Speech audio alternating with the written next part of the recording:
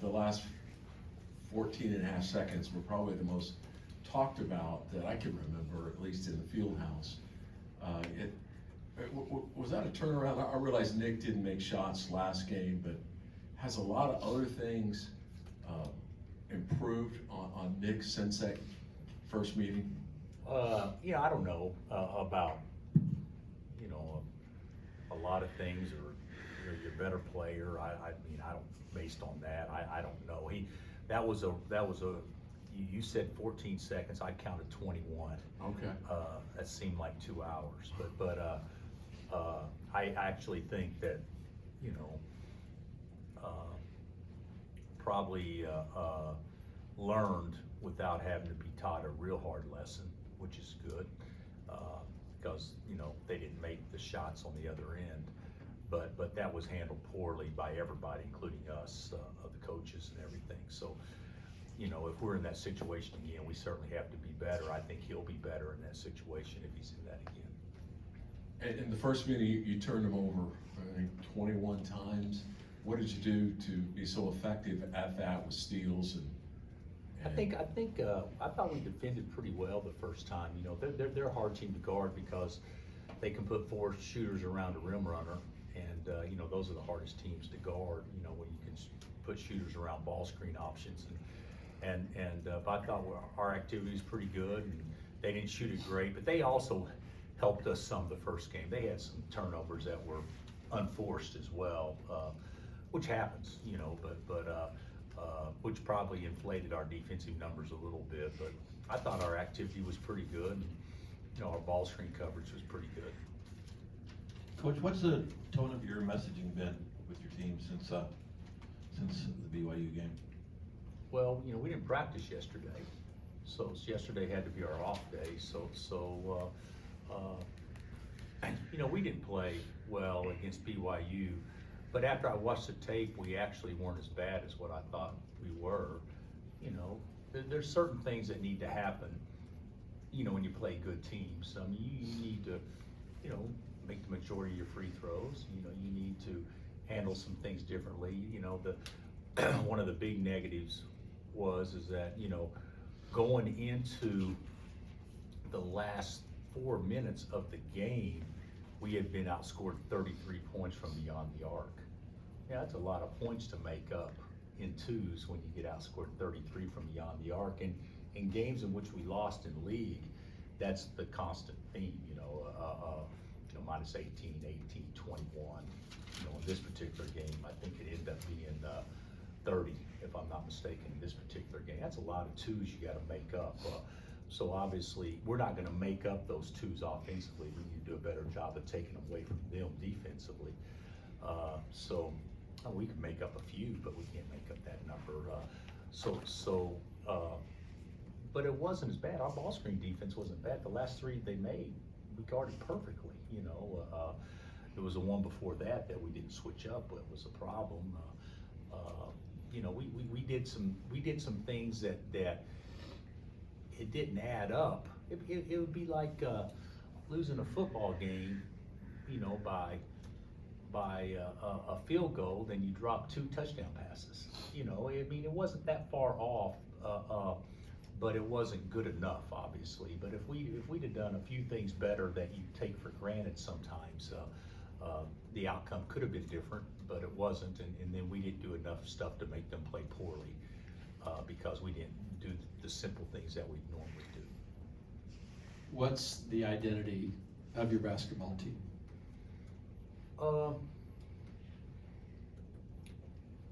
That's probably a question that I wish I'd had a little bit more preparation to answer, maybe, than on the spot. I would say that we're a pretty tough team. We're pretty tough-minded for the most part. I would say that we're starting to understand our roles better, but as an identity, I would think that I don't know if we're an execution team or are we aggressive loose ball team. I don't know that our athleticism makes up for mistakes. I don't know if we can make plays that you can't coach athletically a lot of times, but I think consistently, but I do think we're fairly decent at all those things without probably having one thing in particular that I would hang our hat on. I don't know that I would hang our hat on being a team that if you needed 3 defensive stops in a row, that we know that we could get that. I don't know that I'd hang our hat on knowing if there's 1 possession left and it's our ball side out, that I'm positive we would get the exact shot we would want. I don't know if we're great at those things, but I do think we've shown we can be pretty good at all of them. The thing that I would say, as much as anything, I would hope that we could be a better execution team, because against BYU, the way they guarded us, we really didn't have an answer on how we knew we could score. We were running offense just to run offense rather than running offense with a real purpose on, this is what we know we can get. In the first half, we knew we could get KJ on the short roll. When they took that away, we had a hard time scoring after that. So I would think, I think we're pretty good at just about everything I mentioned, but I don't know that we're great at anything yet, if that makes sense. And which isn't being negative. I think there's a lot of people out there that would probably say the same thing, but we need to be some. I've always thought, if you told me you want to be up 1 or down 1 with 10 seconds left, I'm sorry, you want to be down 1 with the ball or up 1 with 10 seconds left and they have the ball. I thought that would always be the definition determining your identity. I'm not saying there's a right or wrong answer, but in my mind, I always thought that would determine your identity. And right now, I think there's certain days I'd rather be down 1 and certain days I'd rather be up 1. I don't know that I have a real strong opinion on which one we are yet. Is there a constant, if you could pick one, that would be, because the team's been inconsistent, as most are, but be it basketball, IQ, rebounding, shooting, free throws, what's the one thing this team always needs to have as kind of a staple going forward? I would say, it may not feel like it to you, but we're a top 10 defense in America. So I would say our first shot defense needs to still be our staple as much as anything else. Where does motivation come from? I think sometimes it's too much on the head coach. These are young guys, their own voices matter to guys around them. And when I hear somebody say, player, we didn't have focus going in, or we lost our focus, and they're not going to be focused for 40 minutes, but isn't there some accountability for the players to take that upon themselves? Yeah, but Dave, it's sports. So every time that Nolan Ryan took the ball and went to the mound, he was the same motivated pitching against the Orioles as he was, pitching against the Dodgers. It's sports. I think that's something that all teams and all individuals go through.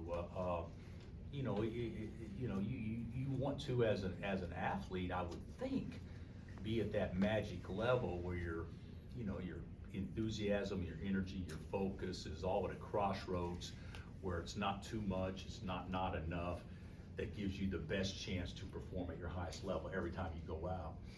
And the reality of it is, we hope that happens, but I think sports psychiatrists are employed all across the world all the time, and they're still trying to figure out how to make that happen. They're humans. We're humans. The thing about it is, when you look at certain things, sometimes you're as prepared as you could be to play that particular event, and sometimes you just don't perform as well, or somebody else performs better. That doesn't mean it's a lack of motivation or anything like that. That's sports.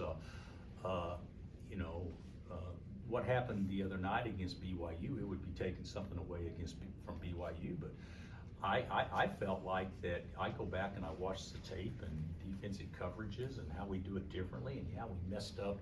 If we messed up 10 times over a course of a 60 possession game on how we wanna guard something, and they made us pay on 7 out of the 10. A lot of times, they don't make you pay because they miss the same shots that you guarded poorly.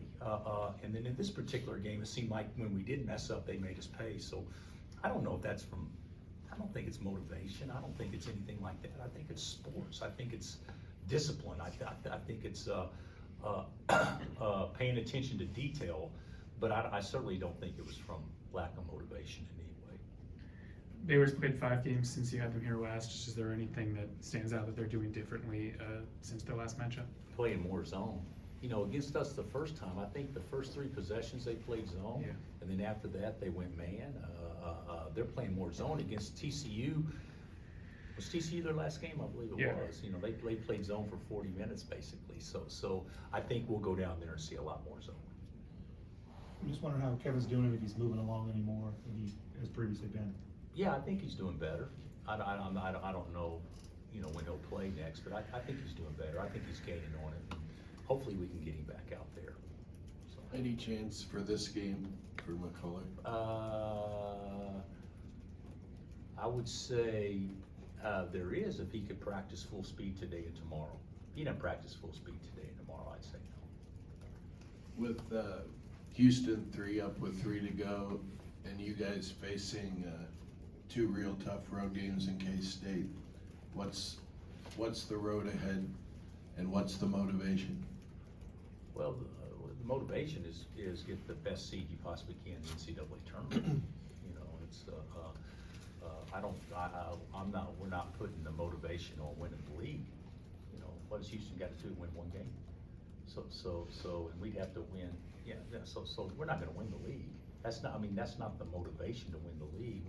We're in a position this year, like we have been a few other times since I've been here, where, you know, we're going into it, you know, trying to finish with the best seed possible in the NCAA tournament. So, and also the Big 12 tournament, but the NCAA tournament, you know, obviously has more meaning. So, you know, we're trying to do that. There's still, you know, a couple of quad 1 and a rival game still left for those opportunities. Bill, I think obviously Jamari's played a little more because Kevin's been out, but what have you seen in his development over this year, and what have you kind of thought of his last few games overall? I think Jamari's done well. You know,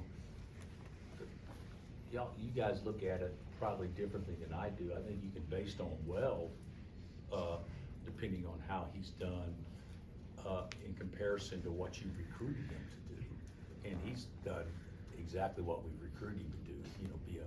You know, we thought we could maybe redshirt him, and of course that went away. And then to be a somewhat of a rotation guy, contribute, and then put himself in position to be a major contributor moving forward. He's certainly done all those things. I think he's done pretty well. Bill, you mentioned Kevin, but Nick had to exit the game against BYU for a short period of time. Is there anything lingering with him, or is he full go? I would think that he's sore, based on what I've been told, but he's going to practice today. He's a tough kid. He'll be full go. Anything else? Oh, all right. Thanks, Coach. Thanks, Coach.